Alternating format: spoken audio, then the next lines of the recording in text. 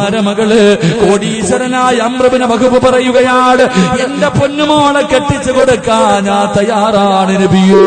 എന്റെ പ്രിയമുള്ള ചെറുപ്പക്കാരാ, വിവാഹം ഉറപ്പിച്ച പൊന്നുപോര് അംറുബ്നു വഹബിന്റെ പൊന്നുമോള് സഅദ് റളിയല്ലാഹു തആല അൻഹുവിനെ കെട്ടിച്ചു കൊടുക്കാൻ തീരുമാനിക്കുകയാ. സഅദ് റളിയല്ലാഹു തആല അൻഹു അല്ലാഹുവിന്റെ പ്രവാചകന്റെ ചാരത്തേക്ക് കടന്നു വന്നിട്ട്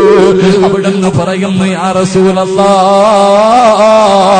മഹ്റ് കൊടുക്കാൻ എന്റെ കയ്യിലൊന്നുമില്ല നബിയേ, ഞാൻ പാവപ്പെട്ടവരാ നബിയേ,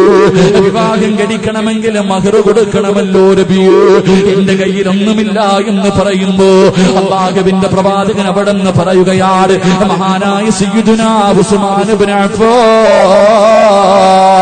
മഹാനായ അലി ഇബ്നു അബീ ത്വാലിബ് റളിയല്ലാഹു തആല അൻഹു, മഹാനായ അബ്ദുറഹ്മാൻ ഇബ്നു ഔഫ് റളിയല്ലാഹു തആല അൻഹു